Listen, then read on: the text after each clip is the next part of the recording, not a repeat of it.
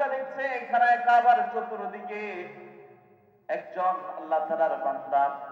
খানায় কাবাকে সে প্রদক্ষিণ করছে, কিন্তু দূর থেকে আরেকটা যুবক দেখলো যেই যুবকটা খানায় কাবার চারপাশ দিয়ে চক্কর দিচ্ছে, ওই যুবকের কপালের উপরে কি যেন একটা শুভ্র আলো, এই শুভ্র আলোটা তার কপাল থেকে বের হচ্ছে। দূর থেকে যখন ওই আরেকটা যুবক ওই যুবকের কপালের উপরে শুভ্র আলোটা দেখতে পেল, তখন যুবক মনে করলো যে লোকটার কপালে আমি শুভ্র রেখাটা শুভ্র আলোটা দেখতে পাচ্ছি, এই যুবক কোন সাধারণ ধরনের যুবক নয়, এই যুবকটা অবশ্যই আল্লাহ তাআলার একজন প্রিয় যুবক হতে পারে। বলুন না সুবহানাল্লাহ, আরো জোরে বলেন সুবহানাল্লাহ। সম্মানিত হাজিরিন, যখন দূর থেকে যুবকটা দেখলো ওই যুবক খানায় কাবা প্রদক্ষিণ করছে, কিন্তু তার চেহারার উপরে শুভ্র আলোটা দেখা যাচ্ছে, সে তার পিছু হটলো, চিন্তা করলো সে কেমন আমল করে, কি এমন আমল করে তার চেহারার মধ্যে এত সুন্দর একটা আলো দেখা যাচ্ছে, কেমন আমল করে আমি তার থেকে জেনে নেব কোন আমলের কারণে তার চেহারা এত উজ্জ্বল, কোন আমলের কারণে তার কপালের মধ্যে শুভ্রতা দেখা যাচ্ছে, সেই আমলটা আমিও করব, তাহলে আল্লাহ তাআলা আমার চেহারাটাকে নূরানি করে দিবেন। বলুন না সুবহানাল্লাহ, আরে বলুন সুবহানাল্লাহ। যুবক দূর থেকে ওই যুবককে ফলো করতে থাকলো, ফলো করতে করতে সেই যুবকের পাশে গেল, যুবককে গিয়ে জিজ্ঞাসা করলে, হে ভাই,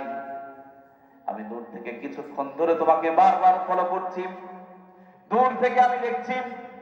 তোমার যে চেহারা আছে চেহারার কপালের মধ্যে সুন্দর করে শুভ্র আলো ফুটফুট করছে, সুন্দর করে একটা শুভ্র আলো তোমার চেহারায় দেখা যাচ্ছে, তুমি কি এমন আমল করো, কি এমন আমল করেছো, কি এমন আমল করে তুমি আল্লাহ তাআলার প্রিয় হয়ে গেলে আমাকেও বলো, কোন আমল তুমি করেছো আমিও করি, আমিও আল্লাহ তাআলার এবারে প্রিয় হয়ে যাই। আল্লাহু আকবার। যুবকের কাছে সেই যুবক জানতে চাইল, কাবা ঘর প্রদক্ষিণকারী সেই যুবক, সে বলল,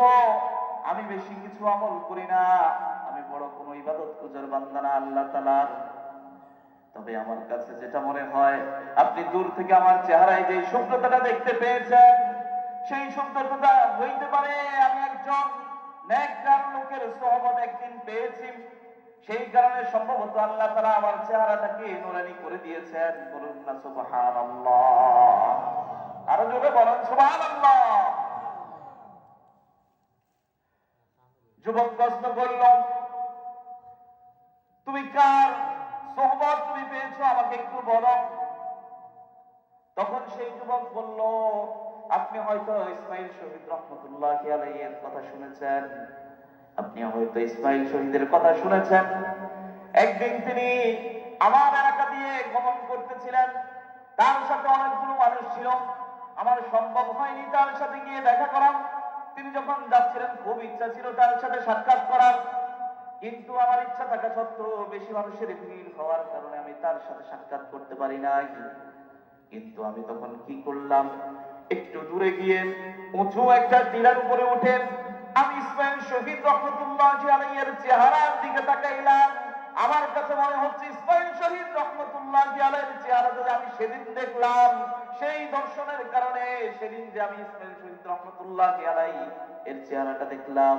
আমার কাছে মনে হচ্ছে তার চেহারার শুভ্রতার কারণে এই যে পীর বুজুর্গ, এই যে বুজুর্গ লোকের চেহারাটা আমি দেখলাম, এই যে বুজুর্গ লোকের সোহবত আমি কিছু সময়ের জন্য পেলাম, এই সোহবতের কারণে সম্ভবত আল্লাহ তাআলা আমার চেহারাটা নূরানি বানিয়ে দিয়েছে। আল্লাহু আকবার, আরো জোরে বলুন আল্লাহু